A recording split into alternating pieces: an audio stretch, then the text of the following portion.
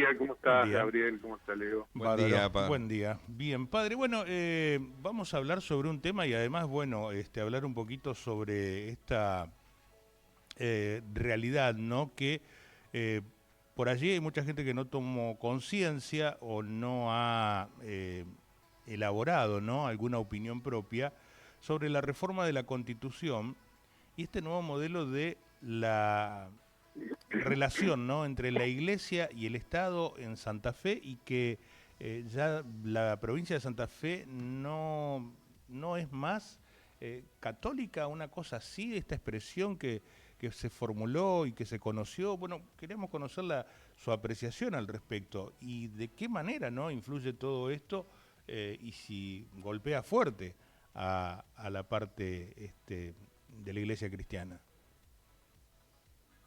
Sí, como vos decís, Gabriel, ya sabemos que se viene dando todo un proceso para la reforma de la Constitución provincial. Estaba dentro de las propuestas del actual gobierno. Surgió la ley en diciembre del año pasado de necesidad de reforma de la Constitución y bueno, la Convención Constituyente estuvo trabajando desde julio y todo agosto.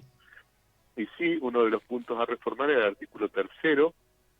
La Constitución de la provincia de Santa Fe decía que la provincia de Santa Fe es católica apostólica romana, es decir, había una confesionalidad de Estado, ¿no? El Estado provincial era católico. Eh, la Iglesia Católica, a través de los obispos de las 5 diócesis que componen la provincia civil de Santa Fe, manifestaron que realmente veían eh, con buenos ojos que ese artículo se reforme, teniendo en cuenta los criterios que la misma Iglesia, a partir del Concilio Vaticano II, cómo enfoca la Iglesia su relación con el Estado, ¿no? No se pretendía mantener esa confesionalidad de Estado. De hecho, la provincia de Santa Fe era la única constitución confesional en todo el país, ¿no? Entonces resultaba un poco desubicado pretender que se mantuviera esa confesionalidad. El problema se plantea en el modo en que se redacta el nuevo artículo tercero, ¿no? Si querés te lo leo, yo lo tengo acá, a lo Bien. que está aprobado por la Comisión de Derechos, Declaraciones, Derechos y Garantías de la Convención Constituyente. Dice, artículo tercero, la provincia no establece religión oficial, asegura la distinción entre el orden civil y el religioso, la relación entre el Estado, las iglesias y los cultos legalmente reconocidos se rige por los principios de autonomía, igualdad, no discriminación, cooperación y neutralidad, ¿no? Un artículo que tiene sus dificultades, ¿no? De una redacción bastante engorrosa, con una clara, podríamos decir, intención de eliminar de todos modos a la Iglesia Católica y poner conceptos, algunos contradictorios juntos, ¿no? Porque si se habla de autonomía y cooperación, no podemos hablar de neutralidad, ¿no? Y el punto, otro de los puntos fundamentales es desconocer toda la historia, todo el aporte social, cultural, educativo que hace la Iglesia Católica. Entonces, lo que se pretende es una redacción distinta, donde se menciona a la Iglesia Católica no ya como religión de Estado, sino como el valor que tiene la Iglesia Católica en la historia de la provincia de Santa Fe. Hasta diría, la Iglesia Católica es anterior a la provincia, o es constitutiva de la provincia, hacia a la historia de la provincia. Ya si miramos los nombres de las ciudades, los orígenes de nuestros pueblos, la cultura, podríamos poner muchos ejemplos, el mismo acá de Esperanza, ¿no? Eh, Hasta la propia fundación de Santa Fe, padre. Hasta el mismo nombre de Santa Fe de la Veracruz, Claro, eh, 1573, sí, sí. en la ciudad de Rosario, el nombre de Rosario viene por la Virgen de Rosario, Exacto. acá mismo en Esperanza, el Consejo Deliberante declara a la Virgen Niña patrona de la ciudad, ¿no? Esperanza es capital del ecumenismo y del diálogo interreligioso. Entonces, lo que se pretende es que se mencione expresamente a la Iglesia Católica y que se conserven, por supuesto, los criterios que brotan del Concilio Vaticano II de separación entre la esfera civil y la esfera religiosa, sin necesidad de poner esto, ¿no? Simplemente con decir que hay autonomía, hay cooperación y hay distinción. Y después la igualdad entre los cultos ya está dada por la misma redacción del texto y además por otros derechos que hay en la misma Constitución, que son el derecho a profesar libremente el culto, o sea, el derecho, la libertad de cultos, la libertad de conciencia, ahí ya está dada.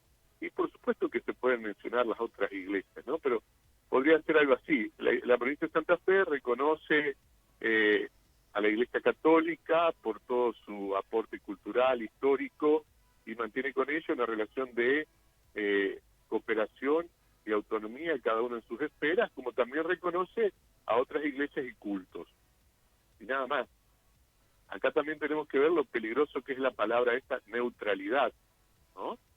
Sí, cómo se la emplea y se la utiliza, ¿no?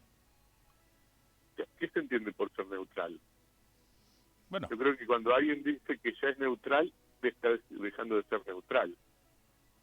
Y después, como decís vos, cómo se la emplea y cómo se la utiliza, qué consecuencias va a tener esto. Además que el Estado no puede ser neutral ante el hecho religioso de la sociedad, más allá de que sea católico, evangélico, luterano o cualquier cosa, ¿no? El Estado no puede ser neutral. Sí. El Estado tiene que reconocer el hecho religioso en la vida de la sociedad. Entonces, tiene que tener esta autonomía, pero esa cooperación. Padre, lo que pasa, o sea, de esta manera, padre, perdón, Leo lo saluda, buen día. Sí, buen día. Golpea directamente a la historia de cada ciudadano. Sí, de la mayoría de los católicos de la provincia, ¿no? Sí. El tema es que estamos, bueno, en una época de cambios. Por un lado, crisis de... No, más allá de una época de cambio, el Papa Francisco decía, no estamos en una época de cambio, estamos en un cambio de época, que es distinto. También estamos en una época, en un momento de crisis de fe, a la mayoría de la gente esto no le interesa. También hay una mirada política que no es desinteresada, hay una redacción del artículo que tampoco es inocente, y el problema es cómo después se va a aplicar esto, ¿no? Por eso la insistencia en que se haga el reconocimiento expreso a la Iglesia Católica sin menoscabo de las otras iglesias y confesiones religiosas, y quitando esto de la neutralidad, ¿no? Sí. Lo que el Papa Benedicto XVI y ya el Papa Juan Pablo II hablaban de la laicidad positiva, ¿no? La laicidad en el sentido de reconocer la independencia de lo civil y de lo religioso, ¿no? Pero en una actitud positiva, que sería la cooperación. O sea, laicidad en el sentido de autonomía, hay dos esferas autónomas, pero lo positivo, el reconocimiento de lo religioso en la vida social, en este caso también del aporte de la Iglesia Católica y la cooperación que puede haber entre la Iglesia Católica, las otras confesiones y el Estado. La neutralidad hace que el Estado prescinda de lo religioso. Sí. ¿Cómo se va a colocar el Estado? ¿Qué pasa? Va a depender. Sí. ¿Qué pasa con los Va a fieles, depender padre? Y mirá, siguiendo esta reflexión, ¿qué pasa con los fieles? A la crisis de fe hay que sumarle la crisis social y cultural, y la gente está en otra. Sí. A la gente común nuestra de Le, la pre- calle, le la de pre- los barrios. le pregunto, padre, porque en un fragmento de lo que decía era de que la gente prácticamente a esta altura del año y de las circunstancias que estamos atravesando no le importa. Bueno, por eso quería preguntarle acerca de cuál es la opinión de los fieles, si le importa o no, si se involucra en la Sí, por preocupación supuesto, que a ver, tienen, ¿no? No podemos hacer una generalización. Los fieles más informados, claro, ven esto con preocupación. Hay gente que no le interesa, hay gente que no sabe, hay gente que está luchando por sobrevivir, por llevar el mango a la casa. Entonces también a veces las cuestiones políticas utilizan esto. La gente está en otra. Sí. ¿Por qué? Porque necesita otras respuestas de la política. Claro. Sí. Y la política a veces da respuestas equivocadas o fuera de lugar. Sí. Por eso digo, o hay mucha ignorancia en nuestros dirigentes o hay una intención política detrás de esto. Sí, perdón. No, preguntaba, padre, digo, ¿esto es una carta de triunfo del pastor Walter Gione, que es representante de los sectores evangélicos y que además es convencional constituyente? Que fue uno de los principales impulsores y propulsores, ¿no? Bueno, sabemos que el artículo 3 lo redactó Walter Gione y sabemos que es un aliado político del gobernador. Después las conclusiones saquen a cada uno. Sí. Ahora, padre, qué triste, ¿no?, que la política se haya invadido en cada sector de lo cotidiano de la gente, ¿no? Porque queda muy claro. Política. Queda muy claro de que si estamos viviendo estas situaciones porque hay responsables, o sea, mala dirigencia y responsables directos que hoy son los principales que se lavan las manos, ¿no? Entonces, eso es lo que tal vez es más triste. Haciendo ¿no? política, sí. Se hace política a espaldas de la gente, con intereses partidarios, sí. Y también con un gran grado de falta de formación, porque estos son temas que a nivel internacional delicados. Están tratados, ¿no? Sí, delicados además. Delicados, ¿no? están tratados, discutidos, están hablados. Yo digo, tengo presente lo que Benedicto XVI le dijo en la cara al presidente de Francia, bajando en Francia, ¿no? Cuando a Sarkozy, cuando llegó a Francia, le habló de la laicidad positiva, ¿no? De la necesidad de la cooperación entre la Iglesia y el Estado, ¿no? Porque si no vamos a volver también a discusiones ya también viejas, de cansancio, de que si pongo el crucifijo, no pongo el crucifijo, si dejo entrar al cura a la escuela o no lo dejo entrar.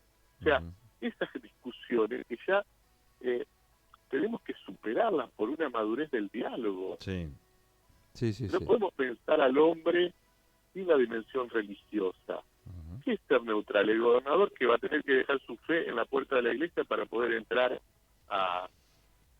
o yo le preguntaría en qué creemos, porque creo que los fieles que llegan a la iglesia, que bueno, por supuesto utilizan como una vía de escape religiosa en este caso, ¿en qué creen? Si no tenés tal vez la palabra de Dios o de última no tenés el reconocimiento de lo que hace la iglesia, ¿en qué creemos? ¿Para dónde vamos?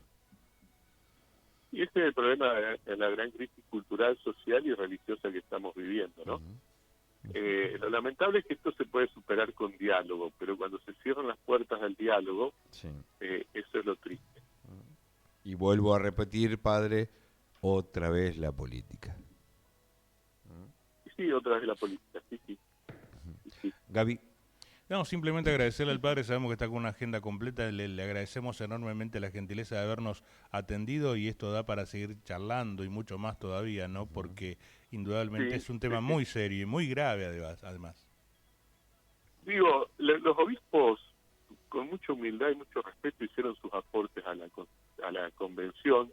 Los convencionales no pueden alegar que no tienen material. Bastaría leer constituciones de otras provincias, la provincia de Buenos Aires, la provincia de Córdoba, la provincia de La Rioja.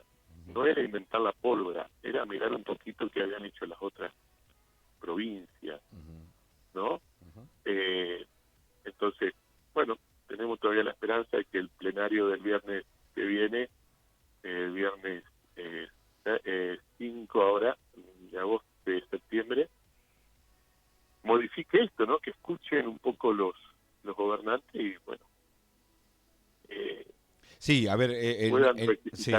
El nivel de preocupación que está entablado, a ver, habla a las claras tan solo ir a la información y encontrarnos con que cada obispo, cada arzobispo dio su punto de vista en distintos lugares de toda la provincia, ¿no? Rafaela, Rosario, Santa Fe, Reconquista, Venado Tuerto, cada uno dio su parecer y su punto de vista, pero marcó también la preocupación, padre. Sí, porque además, de lo que se nos acusa a veces de querer guardar privilegios, ¿no? Y acá no se trata de ningún privilegio, porque, miren, de la Iglesia Católica en Argentina, antes de cualquier cosa, fue la primera en renunciar al aporte estatal a los obispos. No recibimos ningún sueldo ni ningún aporte estatal como había hasta ahora. El mismo concilio nos pide a todos que la Iglesia renuncie a todos los privilegios que puedan opacar su obra evangelizadora.